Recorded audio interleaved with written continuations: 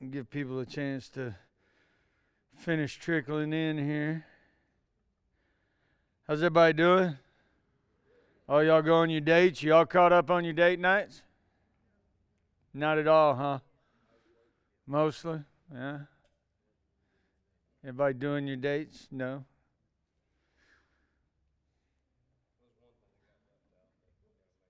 Ah, there you go.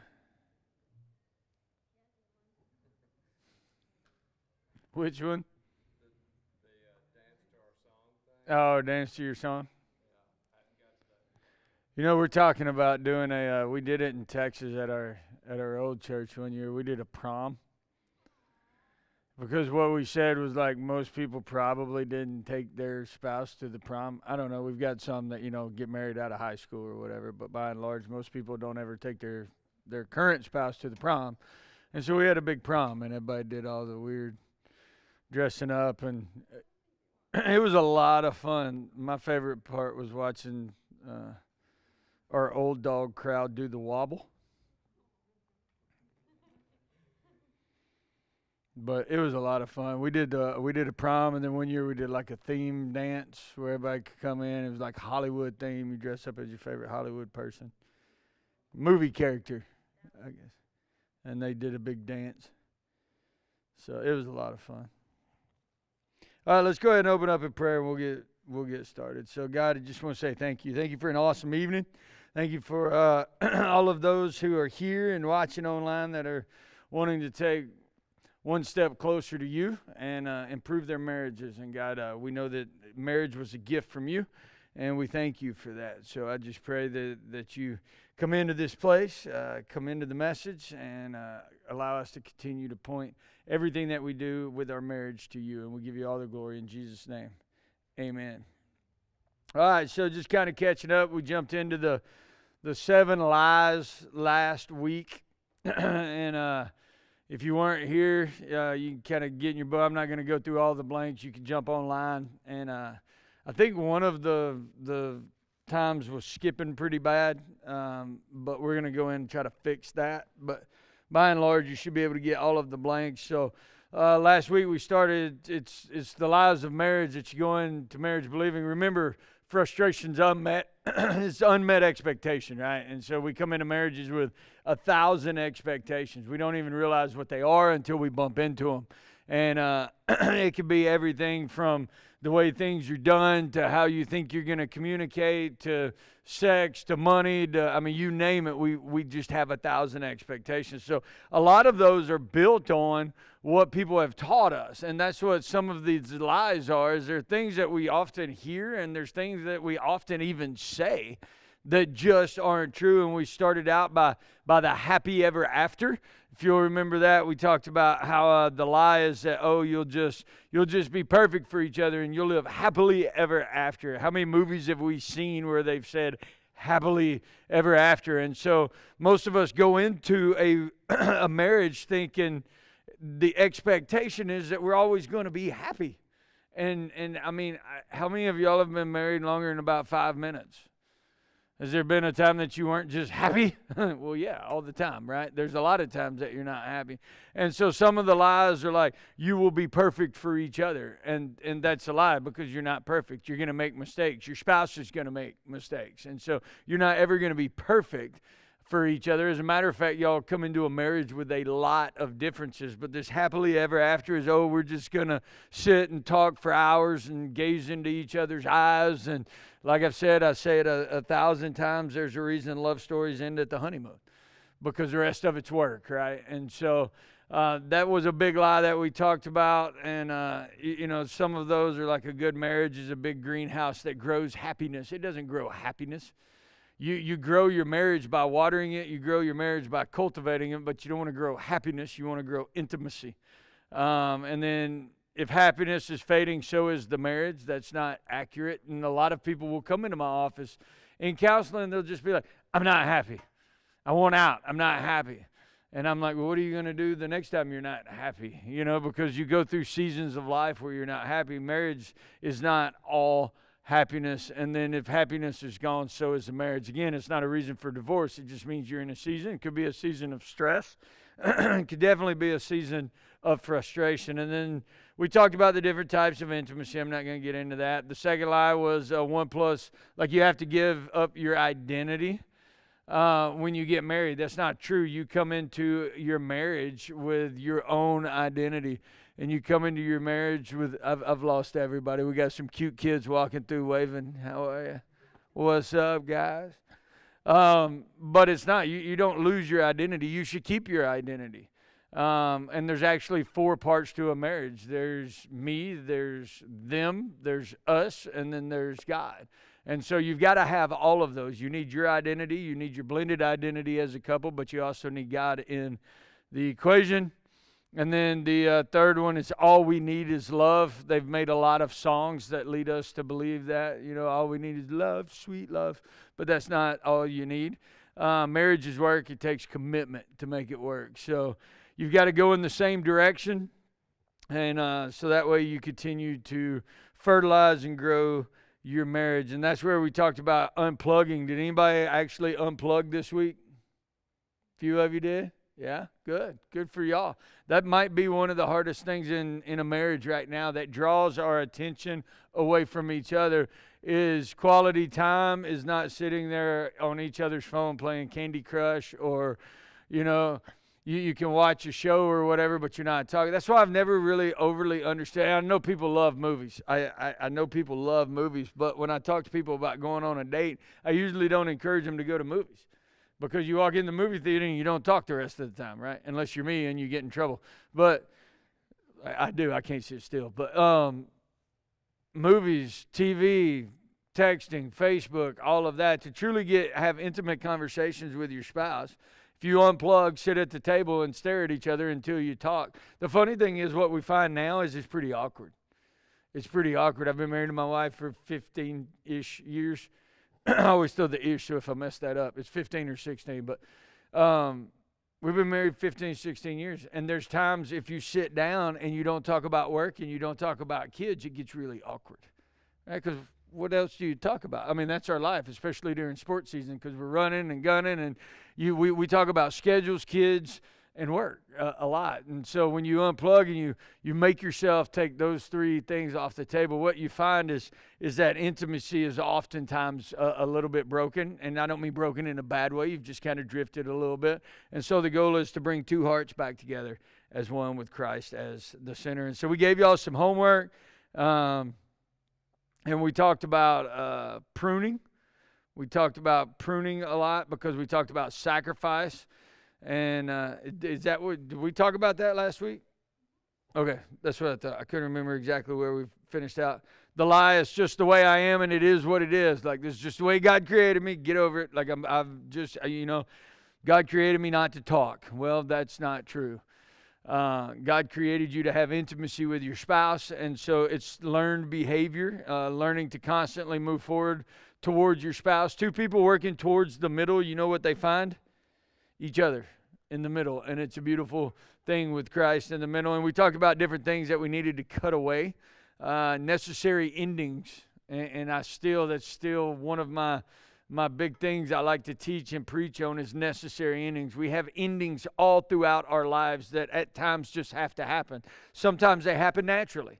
You move, right? Like we moved from Texas to here, and a lot of our relationships, while they were great, time and distance and all of that outside of social media, it's a necessary ending. You move, you change jobs, you'll wind up having necessary endings with relationships with the people you used to work with, and you'll have new relationships.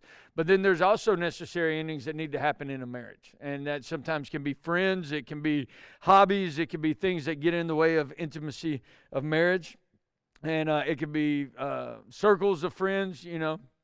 As a guy, the guys I used to go out and party with were probably not the guys I needed to still be hanging around with after I got married. As a matter of fact, my wife would tell you they were absolutely not the guys I needed to be hanging around with. And so she put some boundaries in place. But anyway, so that's where we were at on that. And then we had great date number 5. So here's the next lie, and I've titled this one, My Job. My job is to be viewed as a success by others. And there's a lot to this lie. My job is to be viewed as a success by others. It breaks my heart when oftentimes by the time people get into counseling, they're so far in the weeds of things that it takes so much longer to kind of work through that they could have jumped into it before. But you know why they didn't want to come to counseling? And I hear this. If I had $1 for every time I heard it, well, I didn't want other people to think we needed counseling.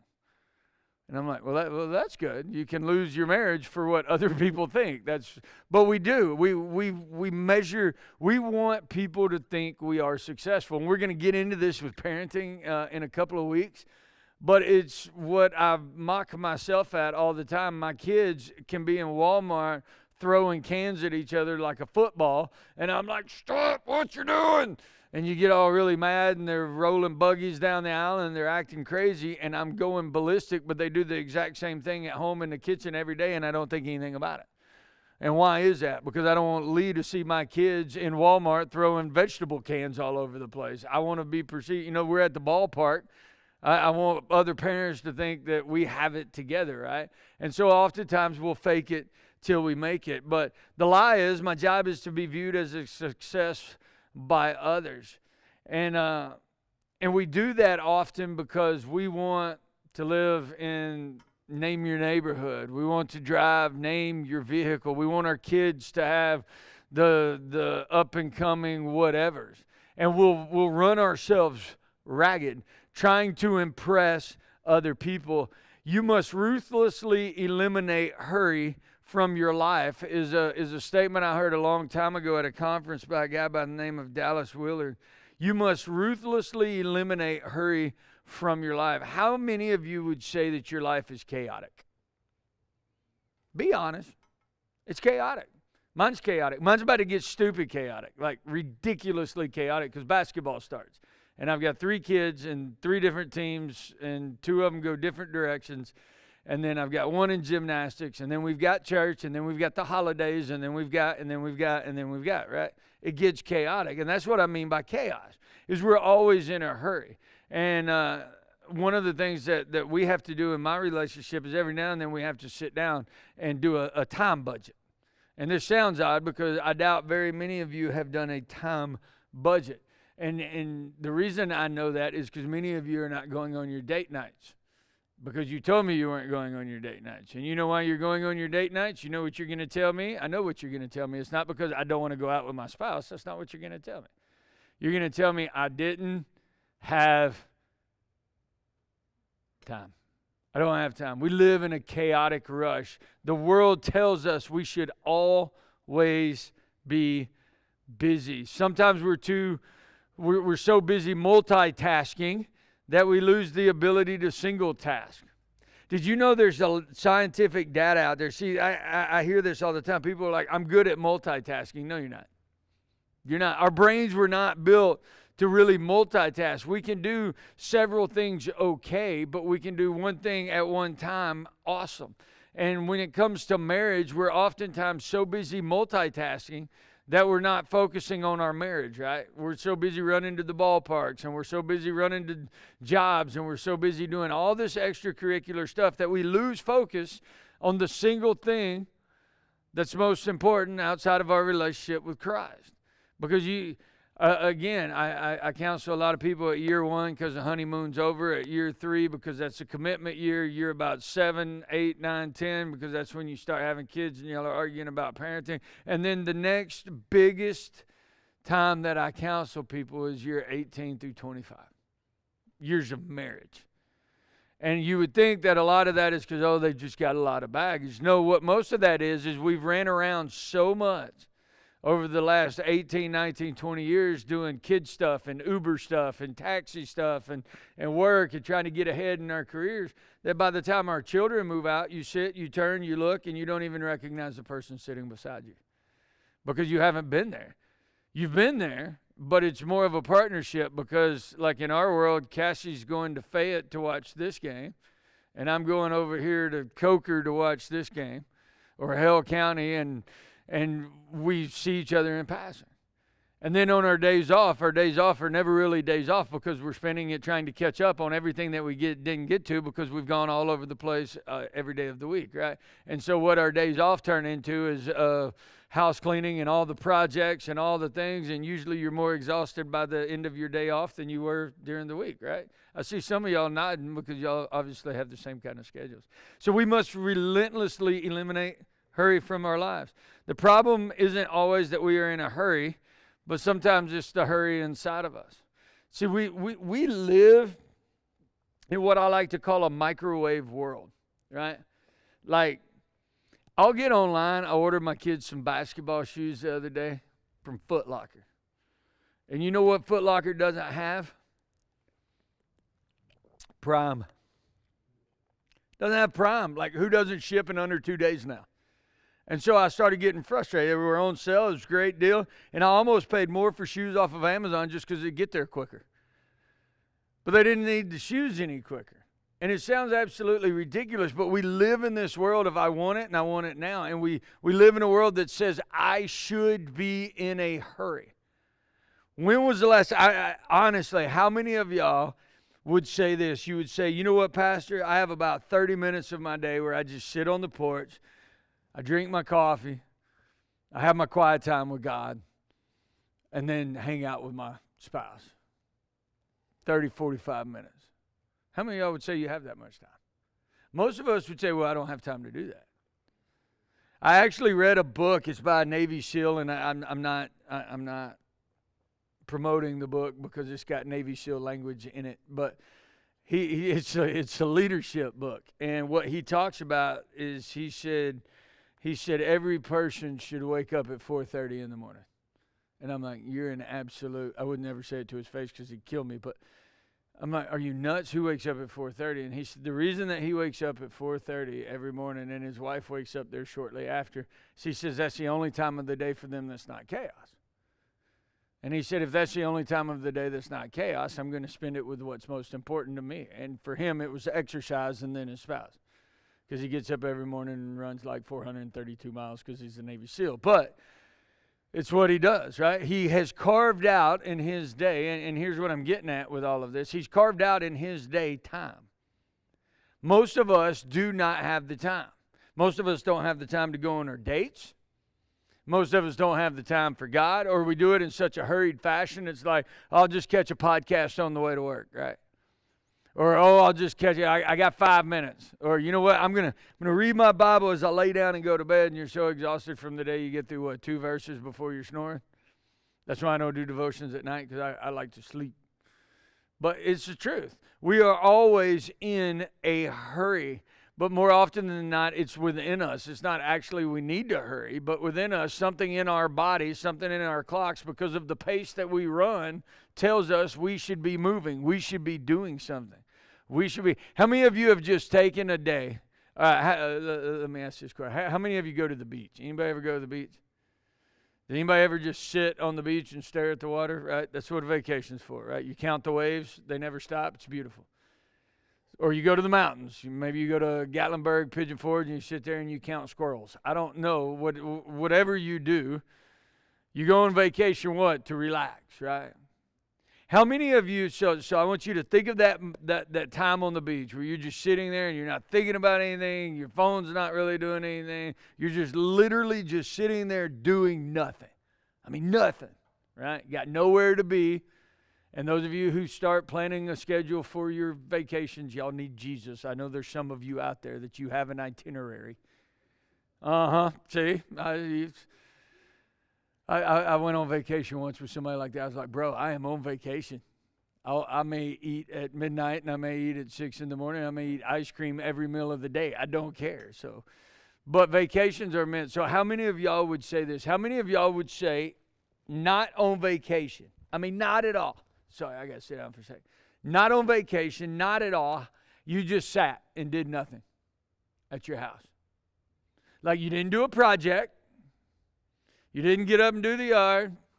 Like you got up, you stayed in your pajamas, or you threw on your favorite sweatpants, and you went and you sat.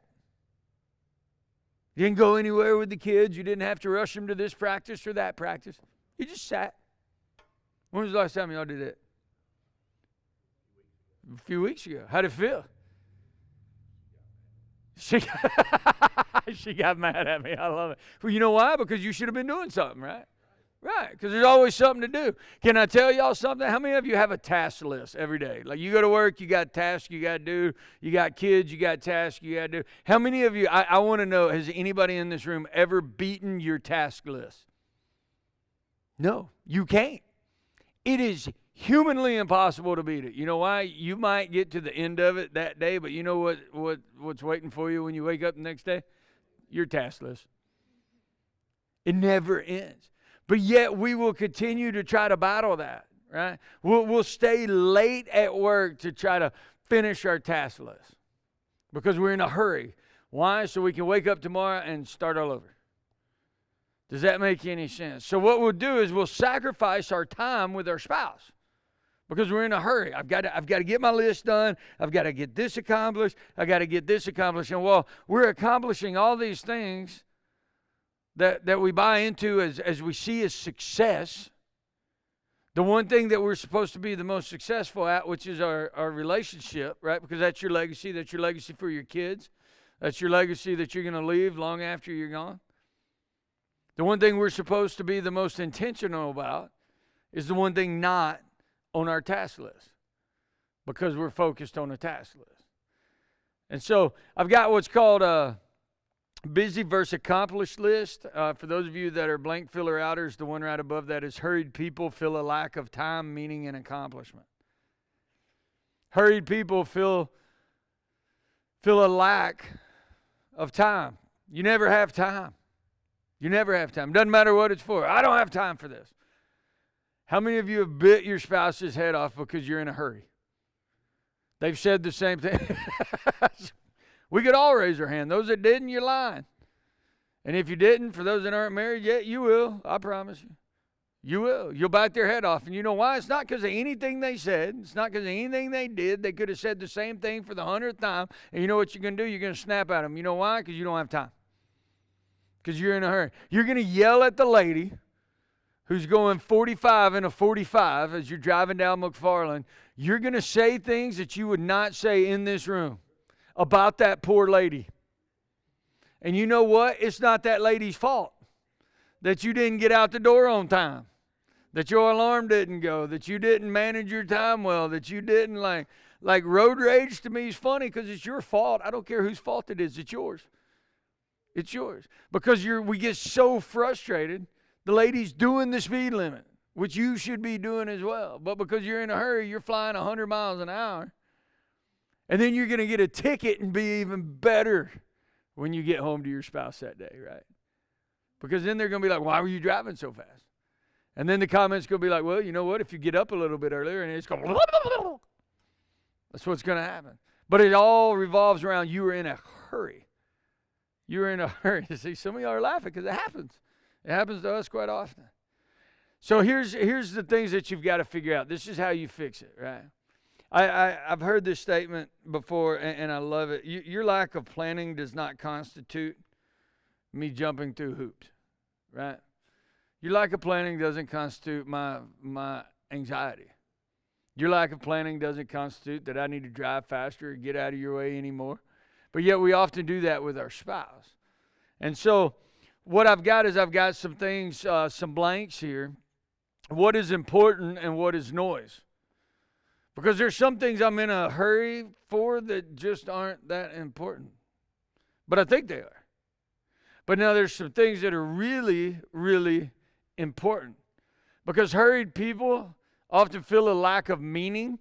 And what this means is this is when you start saying, well, I just don't feel that connection. Or if you're a little more old school, I don't feel like we're on the same page. Anybody ever heard that, said that? Or we're just not jiving, if for some of you really 70s disco people. Right? It's true. But what it is again, everything revolves back to intimacy. And I say this 100 times through the course of the thing. There's two things you're going to hear. Intimacy, and it's not your job to change them. But over time, when you're in a hurry, this is what happens. I got to be here. I got to be here. I got to be here. I got to be here. I got to be here. I got to be here. And then before you know it, you've got this huge space, and you feel this lack of meaning. And eventually you will feel a lack of accomplishment because you can't get anything done because you're always rushing for. Even if you got something done, and even if you were successful at it, and even if you got a big old trophy for it, you wouldn't enjoy it. Why? Because you're rushing off to the next thing. You're rushing off to the next thing. And it's a little bit like, and I love Alabama football. I love Nick Saban. And one of the things that he says that I actually appreciate that he says, he goes, well, today we're just going to enjoy it. You know, we can go back to work tomorrow. When was the last time that you said, you know what, honey, today we're just going to enjoy each other? We're just going to go for a walk. We're going to go to Lurleen, Nakalula, wherever else everybody goes around here, Lake Nichols. We're just going to do nothing. Well, what does that mean? It means we're going to do nothing. We're going to drop the kids off at school and we're going to go sit somewhere and do nothing. Or just make memories together, or just enjoy each other's company. You've got to create time. You've got to get out of a hurry. You've got to determine what is important and what is noise. What is important and what is noise. Like, I've learned this with teenagers, is my weekends are not as quiet as I would like them to be, because while they don't have practice, on the weekends they want to go everywhere. Hey, Dad, can I go? Can I go? Can I go? Can I go? If I had $1 for every time I heard, can I go on the weekends? But sometimes I have to ask myself, so I'm going to drive this one over to his friend's house, and I'm going to drive this one over to this birthday party, and then this one can drive now. She just walked through here, so yay, found some freedom. But they're in 3 different directions, right? And what I'll find myself doing is taking a day that me and Cassie were going to hang out together, and all of a sudden we're back to Uber mom and dad, right? Well, none of that's important. Now, them going to school, yeah, that's important. Kind of, I guess, depending on how you look at it. It's important. Them going to ball practice that they committed to, yeah, that's important. I'd say that's important. They need to do that. So that's necessary things. Going to church, yeah, I'd say that's important, or, you know, you'll be in hell. So, you know, there's things that we need to say, hey, this is important.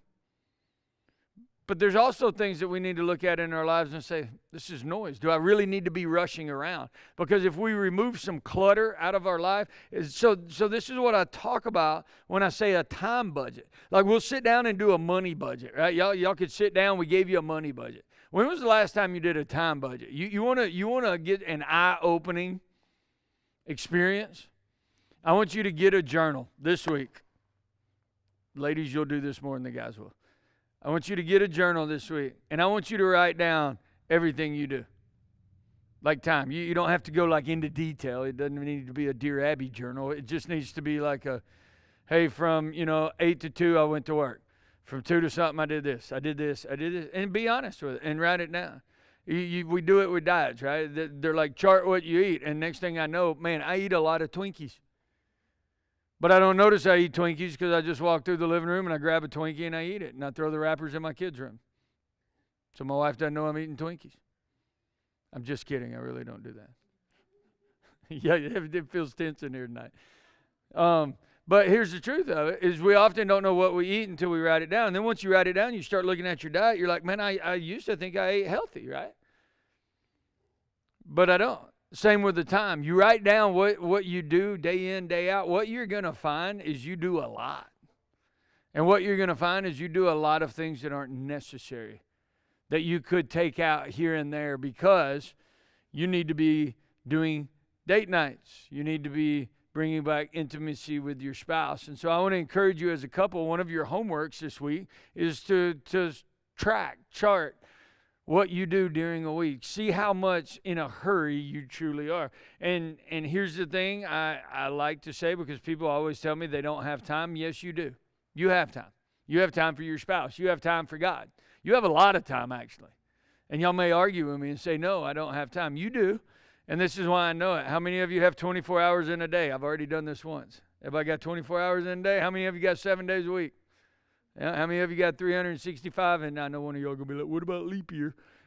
365 days in a year. We all have the same amount of time. We all. Everybody has the same amount of time. What we choose to do with our time will often determine how healthy our marriage is.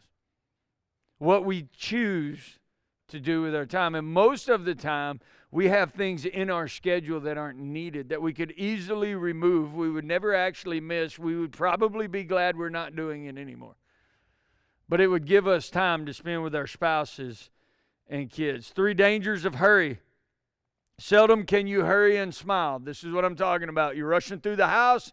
You're on the phone. You're just, gotta go. You know what you sound like? A jerk. I do this all the time with my wife. She's like, you sound so horrible. And it's even worse in text. Because if I'm in a hurry, I'm snappy, right? Because I don't have time to talk. I don't like to talk on the phone anyway. But I don't have to. I don't have time for small talk. So in the mornings, even when we rush around getting ready, she says, babe, I don't have time. Yeah, let that comment come out of your mouth one good time. And then you know what you just told your spouse? I don't have time for you. That's what you just told them. And so it creates a tension, right? And so what we're trying to do is we're trying to alleviate that tension. Seldom can you be in a hurry and be in a good mood. I don't see a lot of people rushing around chasing their tails that are happy people. I just don't. They're usually really frustrated people. The next one is schedule time alone. Schedule it. Schedule it. Schedule your date night. You don't have to go anywhere. The date nights, the great dates, those are for you to go have fun. That's for you to kind of have a guide on what to do. But honestly, set some time. Schedule some time alone. Go on a drive to nowhere. I was just talking with my dad this week, and he was telling me, so they go to Branson a lot. They work at the, man, I'm going to get it wrong because it used to be National Institute of Marriage. Now it's focused on the family. I don't know what the actual place is called at this moment, but it's the top Christian counseling center in the nation. And it's in Branson, Missouri, and there's one in Rome, Georgia. And so they go up there and they work. They're retired, but they go and continue to work with them. And it's about a 10.5-hour drive. And my dad texted me last week. He said, you know, one of the ways that we communicate really well is we drive, and when we drive, we never turn the radio on. And I thought, I always have the radio on. I have it on something. I have it on sports talk or music or whatever. Half the time I'm not listening to it, but I have it on. Why? Because we need noise in our life, because we've been conditioned that something should be on.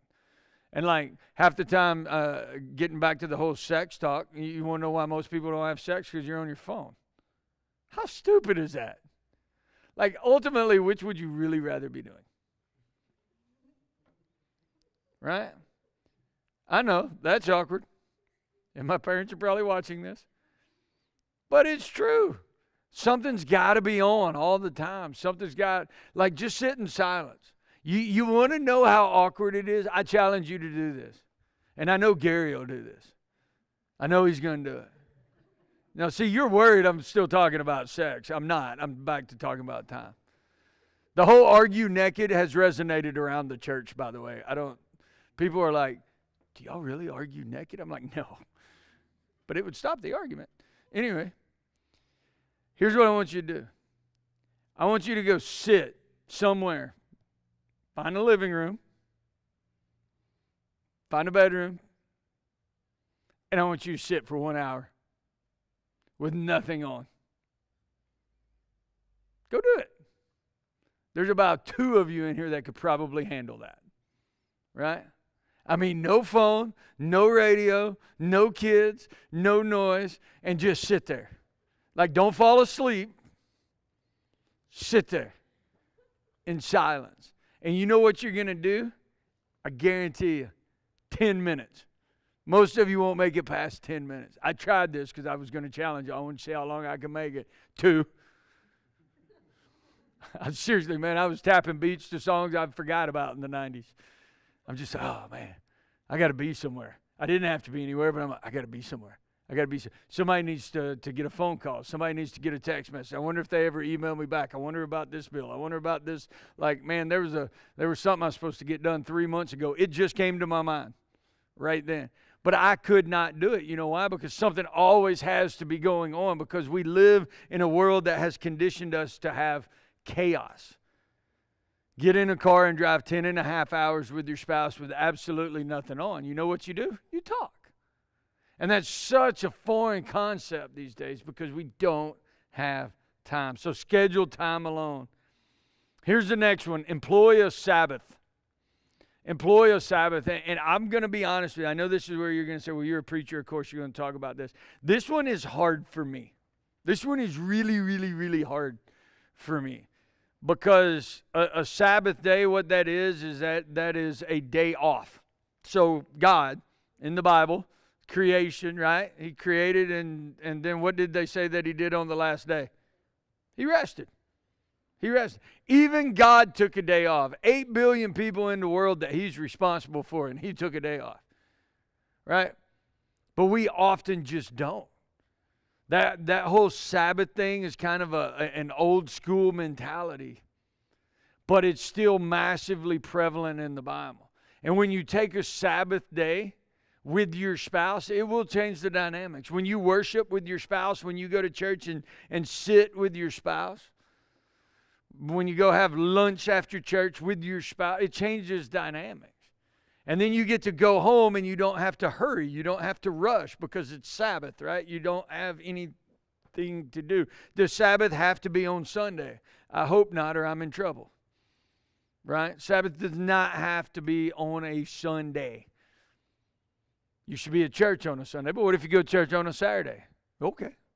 We had a Saturday night service because we had a lot of restaurant industry and dinner shows and all of that. And so they were often working at odd times. So we had a different service. But what a Sabbath means is you need to have a day of rest. You need to have a day where you're not in a hurry. You need to have a day where you don't have a task list. And so employ a Sabbath. Employ a Sabbath with your spouse. Even better. Winner, winner, chicken dinner.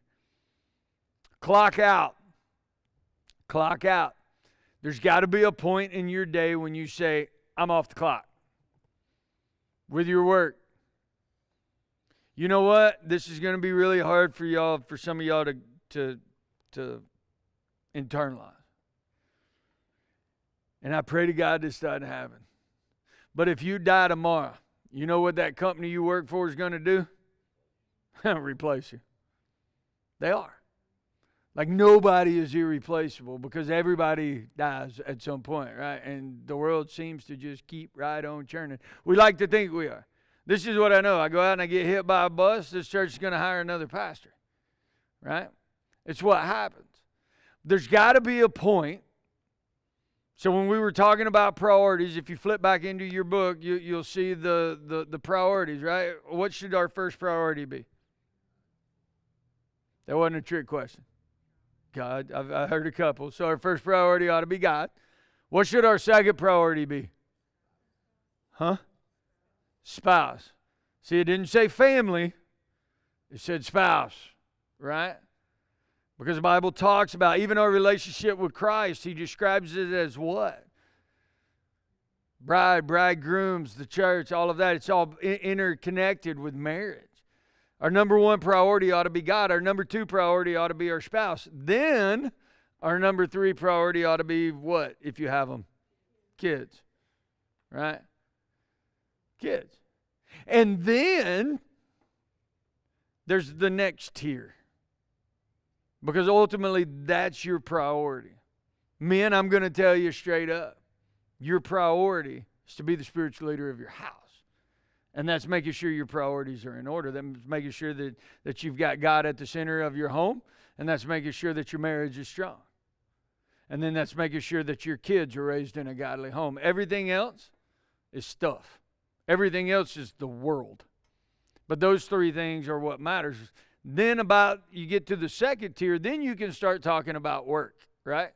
Then you can start talking about hobbies. Then you can start talking about side hustles. Then you can start talking about whatever it is you do that takes up your time. But the problem is, more often than not, is work goes way up to the top of the ladder. And here's the justification for it. Well, I'm working so that I can provide all of this, right? Or I like this statement. I'm working so you can be happy. I love that one.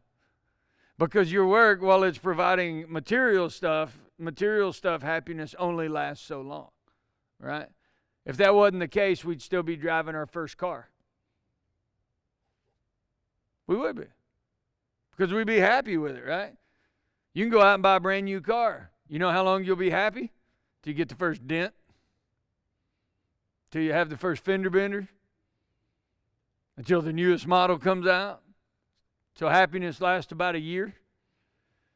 But we've got to find contentment, and contentment comes with priority. But oftentimes we'll put work at the top, and this is what work looks like. You've just worked 12 hours a day at home, and you come in, and your spouse is like, hey, how you doing? Hey, honey, how are you? Give them a quick kiss on the cheek. You go and you high-five your kids, and then you go in and you start working. Or you start working on your side hustle. You'll go out to the garage or you'll go out to the shop because you've got 3 or 4 or 5 different things that you're doing, to which that probably goes back to the budget issue, the money budget issue, because you're trying to make extra because you're overextended, so now you're working 2, 3, 4, 5 jobs. Well, some people, your job is you're on your telephone a lot, right? This is one that will get me a look. My wife will be talking to me and my phone will ring and I'll look at it and I'll be like, oh, hold on, honey, I got to get this. And you know what I just told her? I just told her, you're not as important as the person that just called me. Because she was right in the middle of a conversation with me. And we were talking about whatever, but I stopped what I was doing to answer a phone about something. Now, if it's an emergency, I'm not talking about emergencies. But is my buddy calling me about, Waddle getting hurt, an emergency? Is my job calling me on a Saturday for something that could wait until Monday because it's not important? Is that worth stopping what you're doing with your spouse? Or how about having plans with your spouse and you have to cancel them because you've got to get a project done? I could go down the list over and over and over. And whether you work in the factory world or the office world or the medical world or the ministry world, it doesn't matter where you work. We all do it. At some point, and this is where I go back to the task list, you got to clock out. You got to clock out. I'm off the clock. That means I'm going to leave work to the side. I'm going to focus on my spouse. I'm going to relegate work back to where it belongs, along about number 4 or 5. Okay? So we've got to get to a place where we clock out. Now let's talk about differences. I said this kind of preaching the past couple of days. All communication is done out of 2 core emotions. All communication is done out of 2 core emotions: fear and love. Fear and love. Everything that we do, and see, here's the deal. We communicate in 1,000 ways.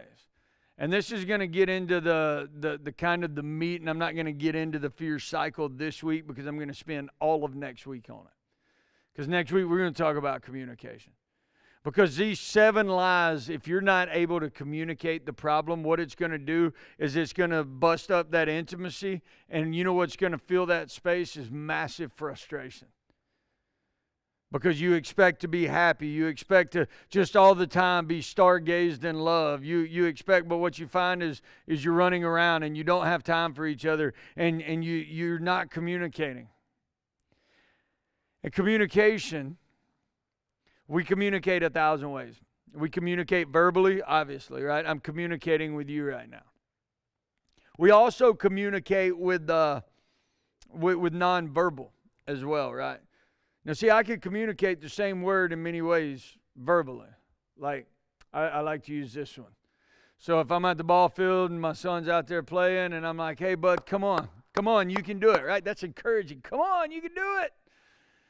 Or I can look at my kids and be like, come on, right? Said the same word, but I communicated it totally different. I communicated it different by hand expressions. I clapped in both of them. But one of them was like, and one of them, frustration, right? I just communicated. I communicated by my words. I said the same word, communicated different messages. I also communicate with the inflection of my voice and the tone of my voice. Like me and my wife have this new phrase, it's called don't tone me. It's kind of a joke, kind of not.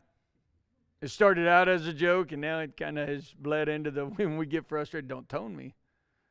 Right? But we do it. We use tone of voice.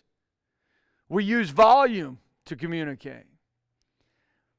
Because if you didn't understand what I said, I'm obviously not speaking loud enough.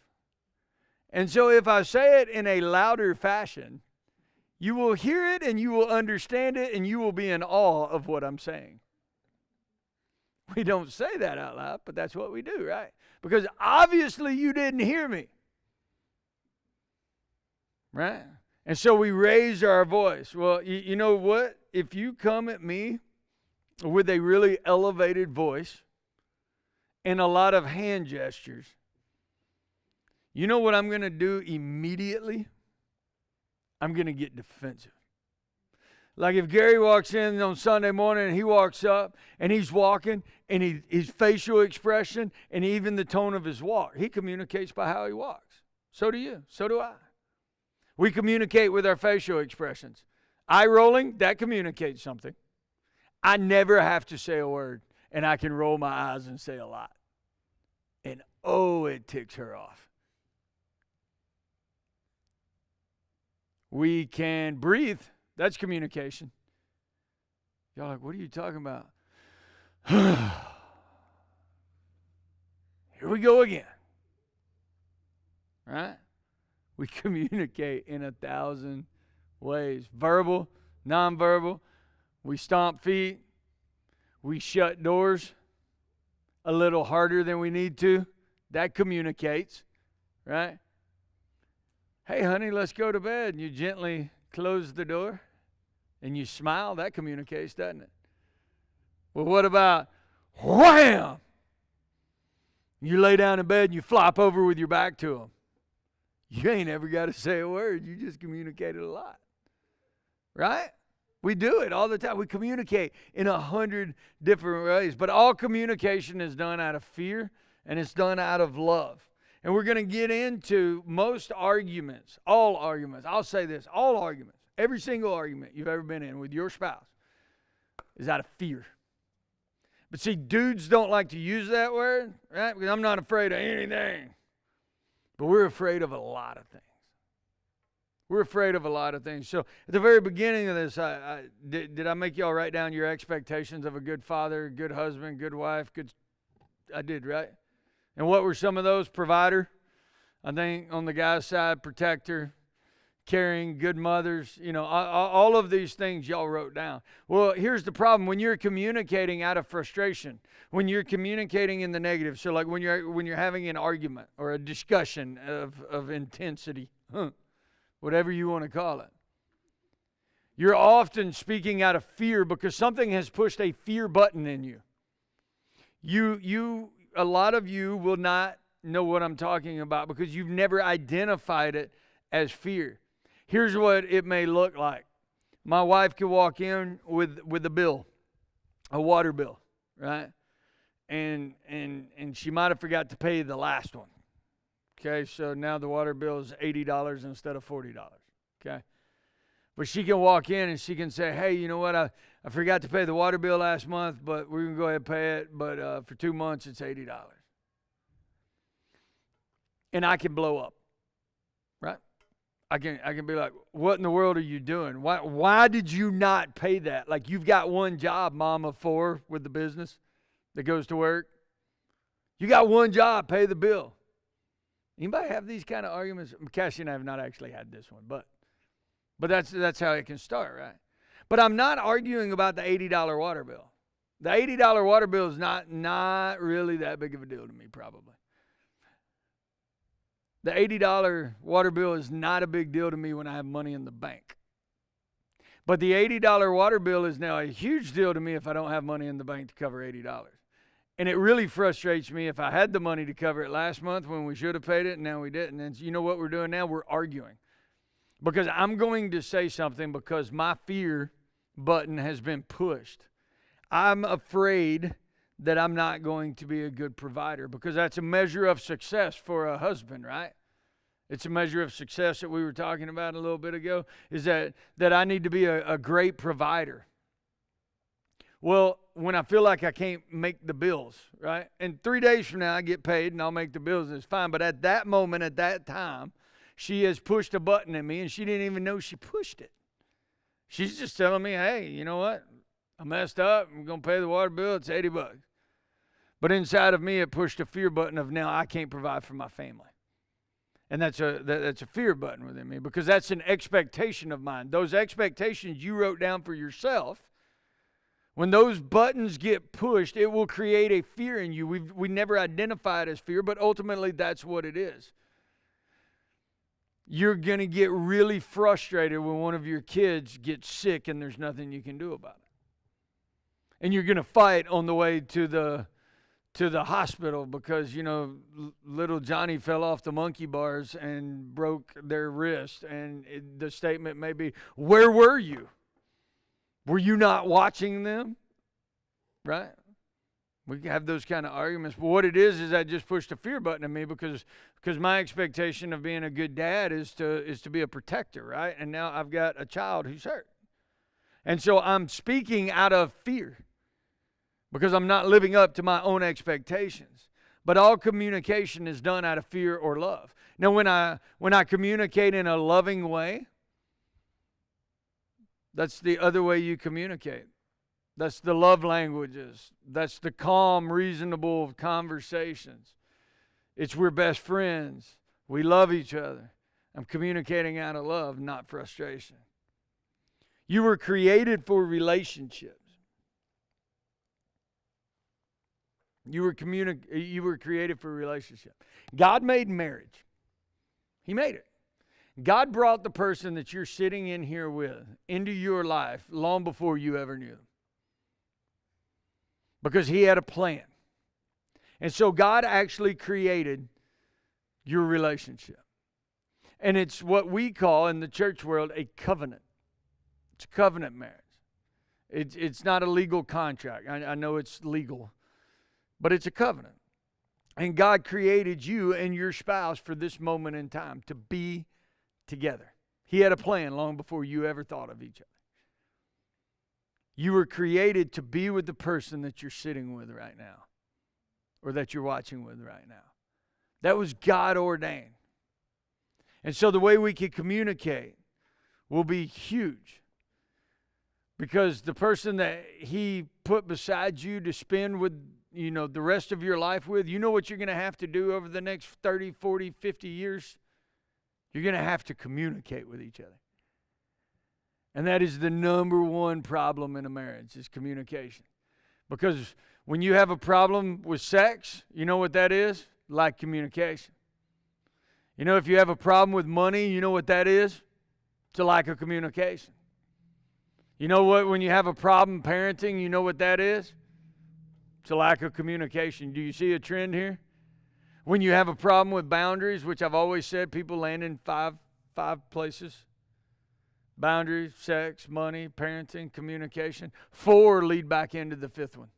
It's communication. It's the number one most important thing in a marriage. You were created for your relationship. But with that relationship means you have to have communication. How you communicate, verbally, non-verbally. Body language. I can know if you came into my office and sat down on my couch, you think I stare at you a lot.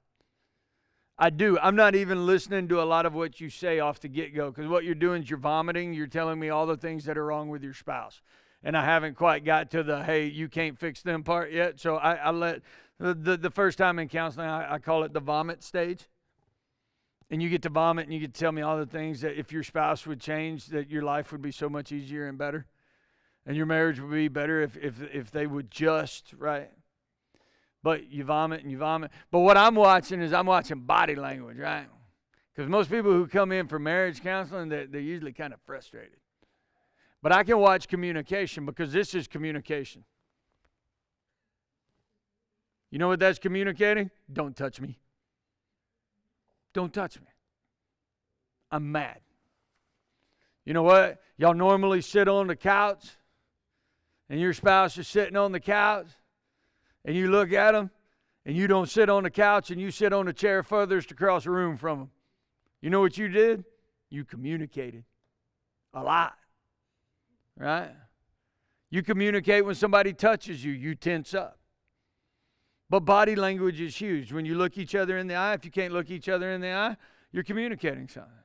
You're communicating, you're probably hiding something, right? When you communicate in a loud voice, you're communicating something. Same with your kids. You communicate with your kids in 1,000 ways. And so beginning next week, we're going to talk a lot about the fear cycle, but we're going to jump right over that real quick. Conflict is never about the other person. The problem you have with another person is a problem that you have with yourself. I'm going to repeat that for a second. The conflict is never about the other person. So when you're in a communication conflict, because we're going to talk a lot about that, because nobody comes to marriage class when things are going well, right? Nobody comes into marriage counseling and sits down with me and says, hey, we just want to tell you how good we were doing. Man, things good. We got more money than we know what to do with. We like, woo, we could have wrote the book on sex. Like, life is good. My kids, they all A's, never do anything wrong. Time, good, man. All we do is stare at each other lovingly. Man, things are good. We just want to stop by and tell you that. Nobody ever does that, right? They don't. Because there's frustration. So when we're talking about communication this week and next week, we're gonna talk about more like how to communicate in frustration, because arguing and fighting are just things that happen. Those who walk into my office and say, you know what, we never argue. You've probably got a bigger problem than the ones that do, to be honest with you. Because if you never argue, it means you never communicate. It's true. If you communicate with somebody long enough and you spend enough time around somebody, you know what you're going to do? You're going to have a disagreement sooner or later. You know why? Because you each are separate people. You each have your own identity. You each have your own views and your own opinions. And so you're going to argue. So we're going to talk about how to communicate in frustration.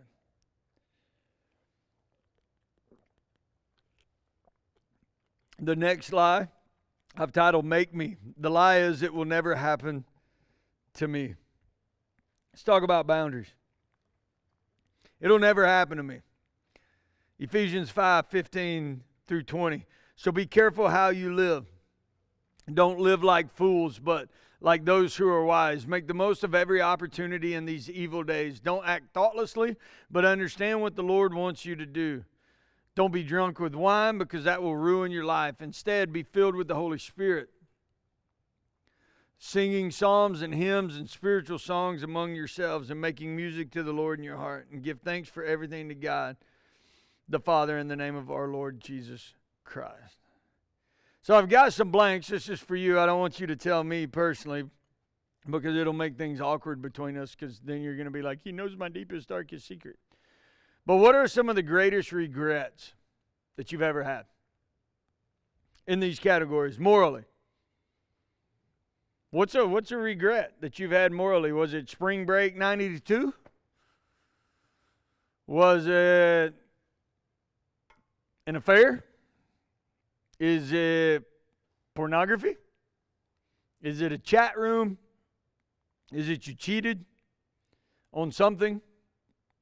You cheated, you stole, I don't know. What's your greatest regret morally? Then what's your greatest regret financially? What's your greatest regret financially? What's your greatest regret relationally? Like, I burned a lot of bridges. Because back in the day, pre-Jesus, I tried to work my way up the ladder, and I did it well. I was really good at what I did. But I stomped on a lot of people to get to where I needed to go. And I burned a lot of relationships. So stuff like that. What's some of your greatest regrets relationally? What's some of your greatest regrets in your relationship? There's your thought. What's some of your greatest regrets in parenting? I'll tell you this story, because if I don't, one day Cassie will. So my son won't eat peas ever again for the rest of his life. And I'm not going to make him, because what I did was so wrong. Yeah. So anyway, he wouldn't eat peas. Mom was gone, and I'd always been taught, make them sit there until they ate. Right? Make them sit there until they ate. Well,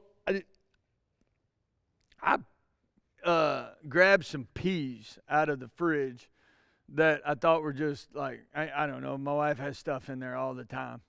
I didn't realize it was like pureed baby food peas. And the son I was feeding it to wasn't a baby. And so I had put it on his plate. And he was like, I'm not eating that. To which, if you look at it on pureed peas on a plate, I wouldn't eat it either. Right?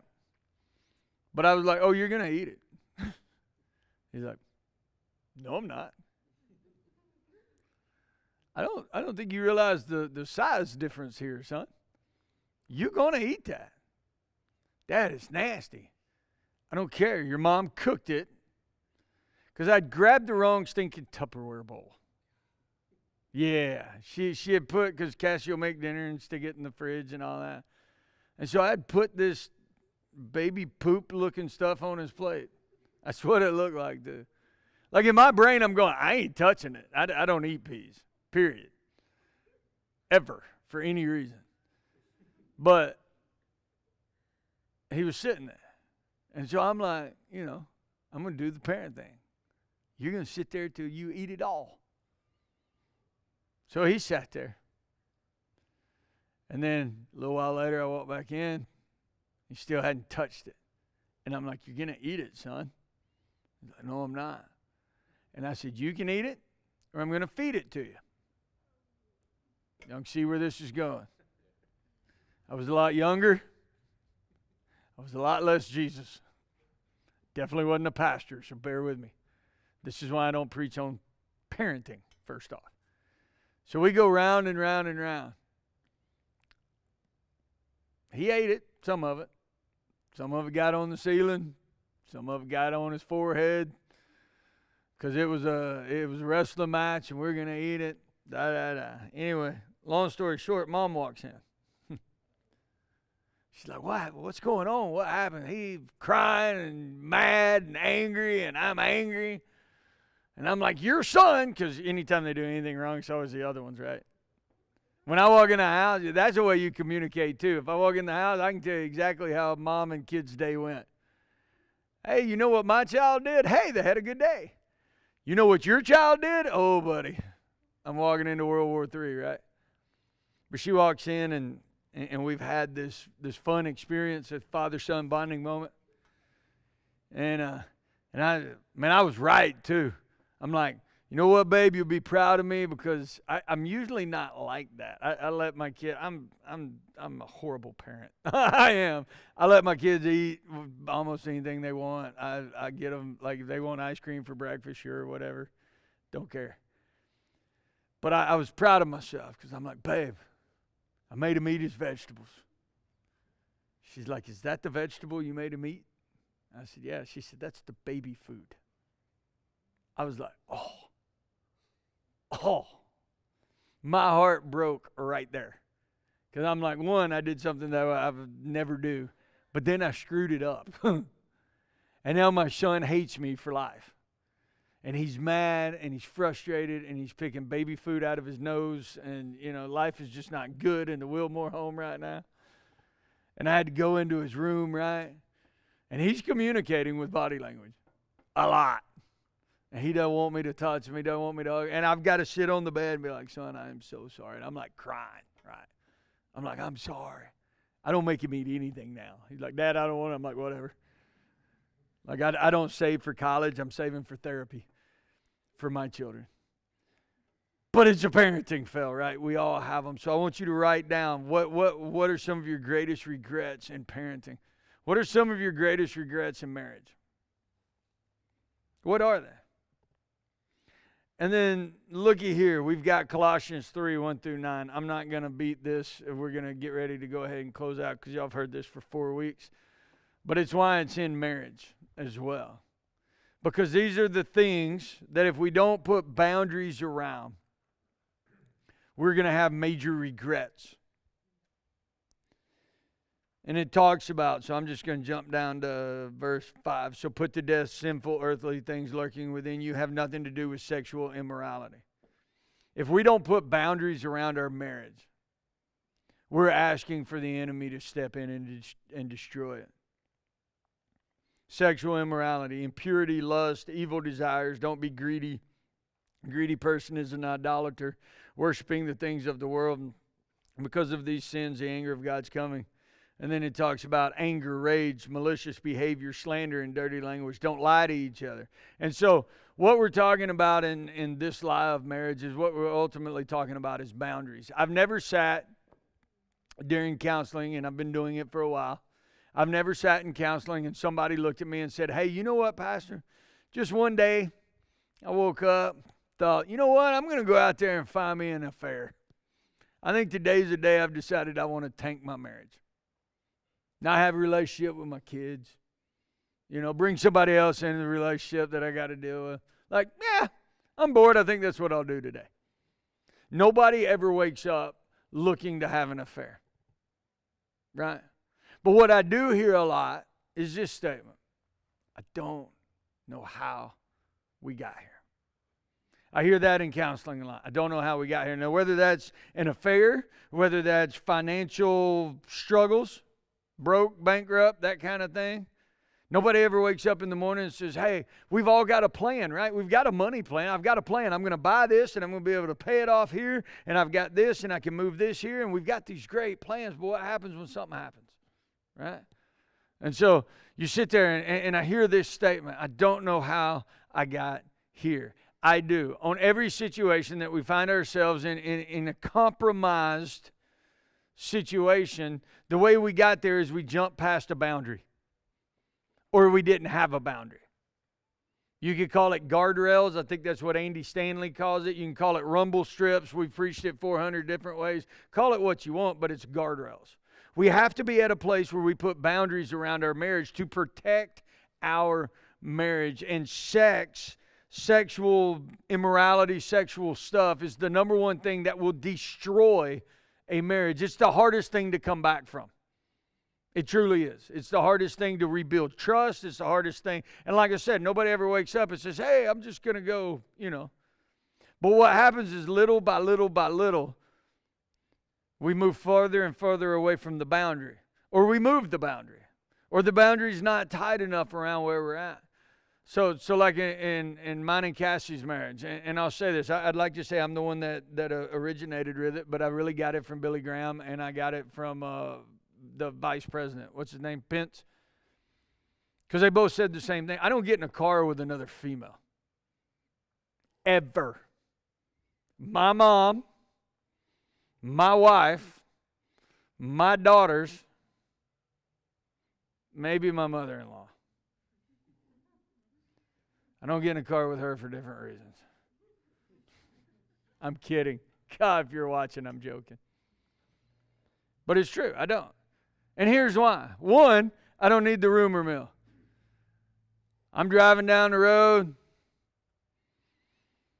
McKinley sees me in a car with some blonde-haired lady that's not my wife.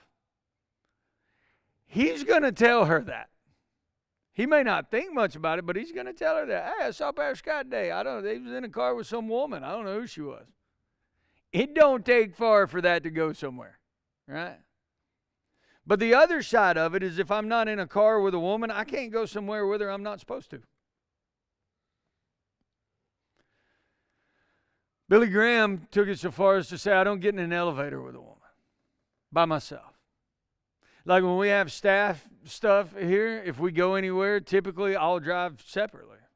Or I'll have multiple people in the car. And if there's a guy in the car, this is so not the southern way to do it, but the guy will sit up front if I'm driving. And it's because I don't need my wife to think anything ever is going on. I don't. And I used to work in the restaurant industry, a Dixie Stampede and another larger restaurant. And those are very unhealthy places to work. And a lot of our arguments and fights is because I'm out late at night. I'm working the bar, right, with the bartender who's 20-something-year-old college student. And it creates a tension that doesn't need to be there because I'm there alone. And it creates an environment that I don't need to be in.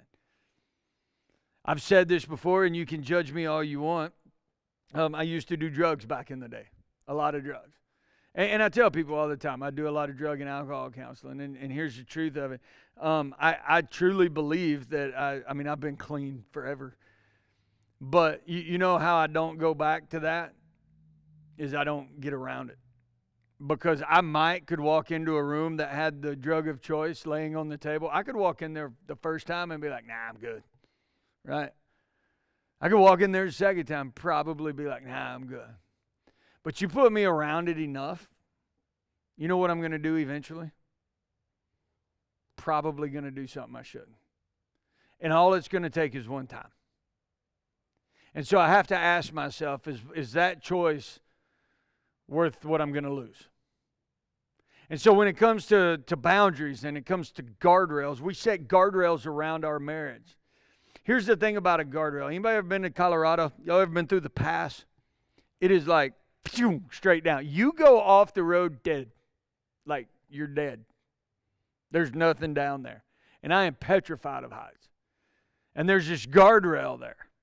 But you know what the guardrail's not actually, you know where it's not actually at? It's not at the edge of the cliff. The guardrail is actually set away from the cliff, even though the cliff is the extreme danger and death, right? The destruction is the cliff. The guardrail is set away from the cliff, and here's why. Because if I can hit that guardrail, it doesn't allow me, in theory, to get to the edge of the cliff. Or at least it does enough damage that I know that massive danger's coming, right? And so we never set the guardrails of our marriage at the very extreme of what we're comfortable with. We set guardrails way this far. So I don't have to worry about getting in a car with a woman because I don't want to be somewhere I'm not supposed to be. I don't need somebody to see me. I don't need it to create rumors. I don't need it to create doubts. And so I've decided to set this guardrail way over here. And it may be extreme to some people, but I don't care because you're not in my marriage. Like, I'm not married to you. I don't care what you think. And you shouldn't care what anybody else thinks. You and your spouse should set the guardrail. Sorry, here comes my speech stuff. The guardrail where you think the guardrail needs to be. I will never tell anybody where to set the guardrail, but I'll tell you, set it way in front of what's going to destroy your marriage. And sex is the number one guardrail we need to put around. Like, when it comes to parenting, here's a guardrail for me and my kids. My kids don't have a computer in their room. I can give you 55 reasons why, but you know the number one reason. Right? It doesn't matter. I've got blockers and everything on them. But they could get around it. So it doesn't go in the room. I don't have to worry about it. I've set that guardrail that far over so I never have to get to there. Right? In marriage, it's the same way. Where are your guardrails? Where are your guardrails around finances? And that's why you do a budget. You know what a budget is? A budget's a guardrail. That's all it is.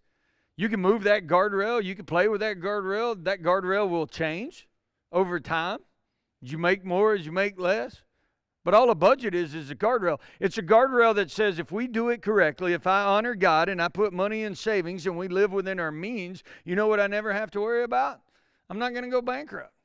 Or if my transmission goes out, I'm not going to be screaming and yelling with my spouse because we're overextended. All a budget is a guardrail. All a time budget is it's a guardrail around the communication with your spouse. That's all it is.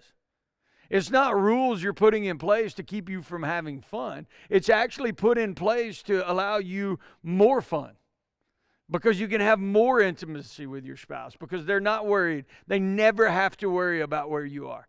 Me and my wife have this thing. I call her. And this stems back from restaurant days. To this day, I still call her. 15 years later, I'll be like, hey, hon, I'm leaving church. And if I got to stop somewhere or something happens, you know who I call? Her. Does she believe I'm out scat daddying around? No. But you know what I don't ever have to worry about? Some of y'all are still trying to figure out what scat daddy means. But you know what I also don't have her worrying about? Where I'm at. I'm on her Life 360. I don't care. You're going to watch me go to Lowe's and Chick-fil-A because I'm not allowed at Popeyes anymore. But here's the truth of it. I don't care.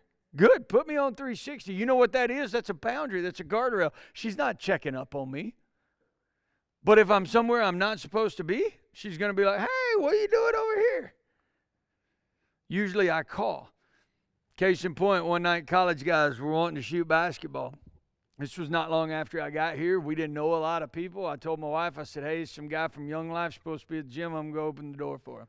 We were staying right down here 2 minutes before we had moved out to Mormon. And so I came up here and I waited and I waited, and this college guy had texted me like, man, I'm like 30 minutes behind. I'm like, dude, that's not behind. But I sat up there. I called her. I said, hey, I'm still at the church. I'm waiting on this kid to come up and open up the gym. She's like, okay, why are you letting me know? The reason I'm letting her know, because a 2-minute trip to the gym that I should have unlocked the door, and a 2-minute trip back home is 5 minutes. We've got boundaries in place that if I'm gone for 30, 35 minutes, she needs to know where I'm at. And she doesn't need to know where I'm at, but you know what it does for me? I never have her doubting where I'm at. And for us, that's just a guardrail. For us, a guardrail is putting each other on each other's social media so that she can see who's friending and who's not friending. It's putting on each other's account. She can get into my email anytime she wants. She has the code to my phone. She can get in there anytime she wants. And I better not flinch when she reaches for it. It's a guardrail we put in place. It's just a guardrail. Search histories, computers, never deleted. Guardrails. Text messages, never deleted. Guardrails. Websites, chat rooms. I'm going to tell y'all something, and we're going to finish with this 7:30. I'm going to tell y'all something. One of the new phenomenons over the last, probably 3 or 4 years that I've had to counsel is what I call an online affair. It is a chat room where you can be whoever you want. It's a reconnection with an old flame. It's a lot of inappropriate talk back and forth because it's no harm, no foul, right? Because it's just on the computer. Well, let me make something abundantly clear. If you ever end up in that situation, it will present itself as a full-blown affair. And you will destroy as much trust with an online affair as you do a physical one. And it'll be really hard to come back from. And so having passwords, Cassie's got the password to my computer. She's got the password to all my accounts. We share bank accounts. We know where each other's at. It's boundaries. And it's not to put your thumb under them. She's, as a matter of fact, half the time when I'm calling, she's like, why are you calling me? But it's as much for me. It's as much for accountability for me. Because given the option, I've proven that I'm not always the smartest person in the room. And I've made dumb decisions over. So even for me in my walk with Christ, I have guys in my life that I've set up boundaries where if I'm out of bounds, they call me up. Like if my car is out here on a Friday morning, I'll get a phone call. Why are you at work? You should be at home with your wife because Friday's my day off. And I'm like, I just stopped by. I'm sitting here telling y'all, hey, you clock out. I can't even take a day off. Because I'm like, I dropped the kids off. I'm driving by the church. I'm like, I'm just going to swing in real quick. Right? But I got guys in my life that I've set boundaries with that says, I need to stop working at some point and spend time with my wife.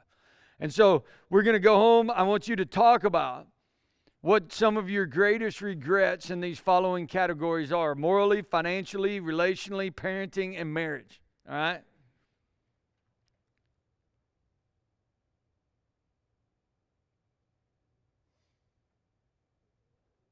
And then right under this verse, here's something else I want y'all to define. And we're gonna finish talking about this next week. I want you to define sexual immorality. In your opinion, what is it? I can tell you what it is, right? I can tell you biblically what it is. I can even tell you what it is in the Wilmore home. But what do you define as sexual immorality? To some people, porn's not sexual immorality. Can I tell you something? It is.